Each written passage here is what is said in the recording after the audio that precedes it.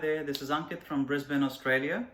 Based on my experience, I'll share my knowledge on how you can have a brand new car every year without losing much of your hard-earned money. On that note, I'll take you through the list of cars I've bought and sold over the years. So here is a quick snapshot of all my privately owned cars. I can assure you that I am not a car dealer, and these cars were purchased with our hard-earned money. We'll come back to this later in the video, but I just wanted to show you what I've done so far.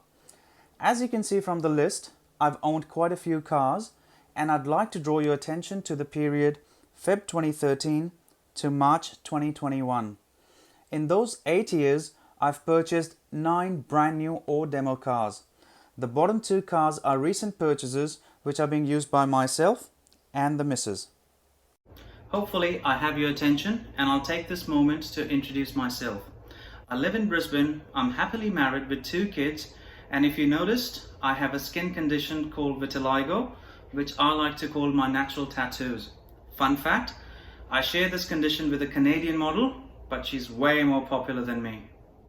Also, I'm a qualified CPA, and I've been working as an accountant for the last 15 years. So no surprises here. I love numbers and I love cars. Sorry, let me correct that. I love numbers and I love brand new cars. Being an accountant, I also understand that both your and my time is valuable, and trust me, I have no intention to waste any of it. I'll try and make everything simple and specific, or as they say, be short, sharp and shiny. At this point in time, none of my videos have been sponsored, and I'm not endorsing any products. I will not endorse any unlawful activities. You are still required to use your savings or cash or finance to pay for the new car. I'm not talking about any shortcuts, but simply a smart way of buying and selling cars. All information shared is based purely on personal experiences. Please consult your accountant or bank or financier or financial planner so that you can make an informed decision. Speaking of a trusted finance team, here is mine. This is the accountant, the financial planner, and the finance minister.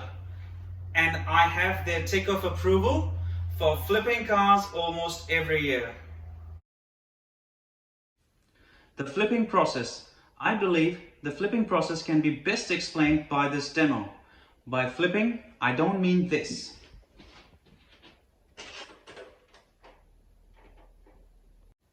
By flipping, I actually mean this.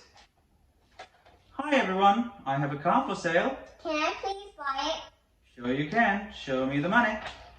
Ooh, thank you. Hello, car dealer.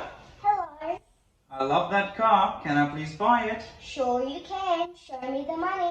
There we are.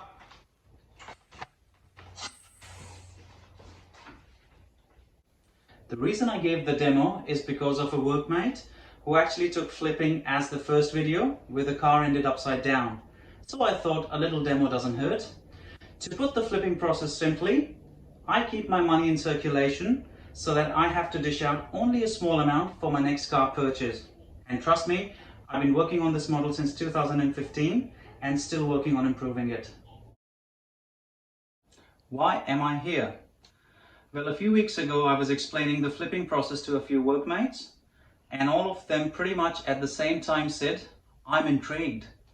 One workmate in particular encouraged me to share my knowledge online because he insisted what I do is niche. Also at the same time, I've been thinking for the last few months, how can I share my knowledge with other people? In the series of videos, I will take you through my journey, step by step, of the car buying, maintaining, and selling process, along with a few tips on the way. This will then be followed by a final video, which will have a calculation, so you guys can see how everything ties back together.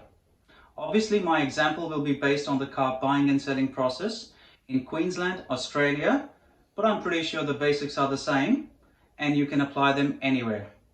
So now it's time to go back to the list that we saw earlier in the video. So here we go.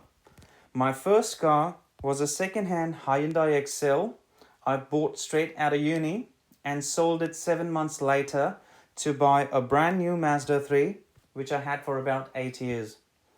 Coming to the Forester, we had this for 2 years, but unfortunately, it was written off in a hailstorm. The Forester was then replaced by a CX-5 in 2015, which was sold approximately 2 years later. In the meantime, I also purchased a Mazda 3 in 2016, but that was sold in 2018.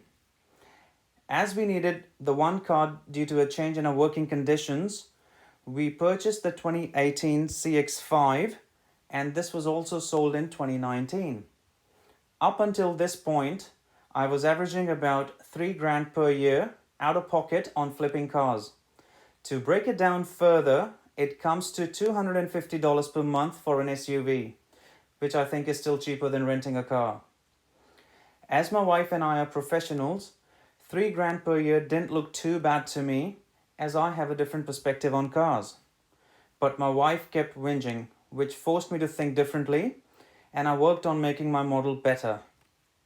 It was also at this point I started maintaining spreadsheets for every car I purchased and sold so that I could convince the missus that my model works. I'll share an example of this in one of my future videos. As a result, in came the Demo i30 in July 19, which was sold exactly after 1 year. After selling this one, I got my out-of-pocket expense down to 2 grand per year or $167 per month.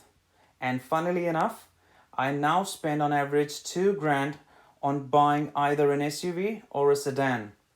To put it in perspective, that is about 5% of a sub $40,000 SUV or 6.67% of a sub $30,000 car.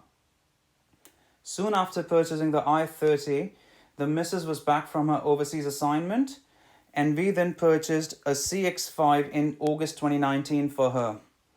This was sold in December 2020 and is now replaced by the 2021 CX-5. The 2020 Mazda 3 replaced the i30, but was sold approximately 7 months after the purchase. This was only because my car dealer wondered that for how much I can sell it for.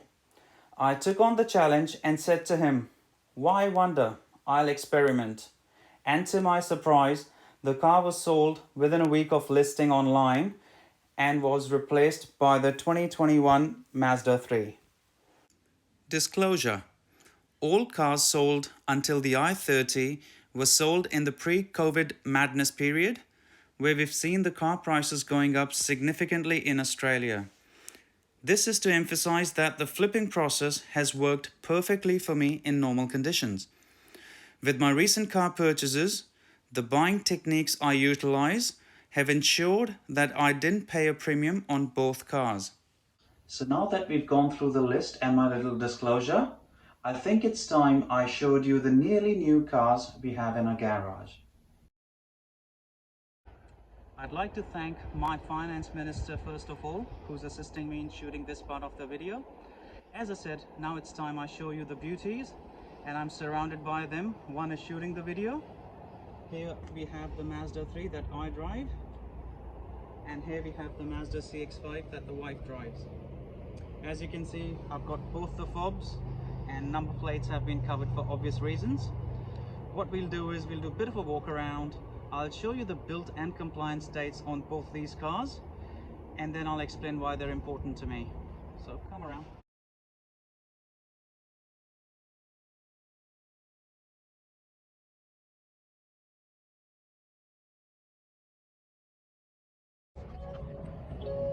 As you can see, the built date on this car is Jan 21.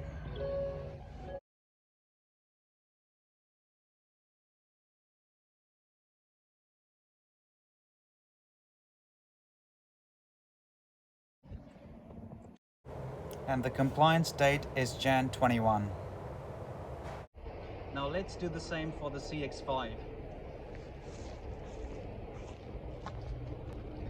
Now this one comes with the proximity key.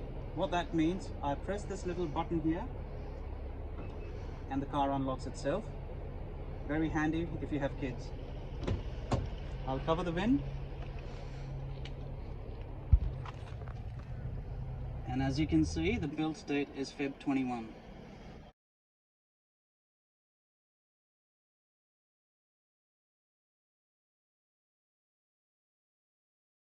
And the compliance is Feb 21 as well. Now, why are these dates important? As the name suggests, a build date is a date when the car rolled off the factory line. After that, it may take up to a week, a month, or a few months before the car gets into Australia. Once the car is here, it has to comply to the Australian standards. And once it does, it gets its compliance plate. For me personally, it is important that both the built and the compliance dates are within the same year. Why? I'll give you an example. Let's say the CX-5, which has a built and compliance date of Feb 21, I want to sell this next year sometime. I can confidently advertise it as a 1-year-old car. If this was built in December 20 and let's say got complied in Jan 21, depending on where I'm selling, if I'm trading in or selling to a private buyer, they might argue because your build date is December 20, the car is actually 2 years old. So I don't want to be part of that confusion, and it is something you guys have to also consider when you buy a brand new car. To make things easier, I have prepared a roadmap to see where we are on this journey. You'll have to be patient as each step is important to reach the final goal. A brand new car every year with minimal stress on your back pocket. So here it is. As part of the journey, today we've covered an introduction to the flipping process, which I've highlighted. In my second video, I'll talk about the car features that worked for me to make flipping process a success. So guys, we've come to the end of this video, and I'd like to thank you all for your time. I hope this was informative and you got something out of it. If you liked this video, please like, share and subscribe. Share the love and be safe.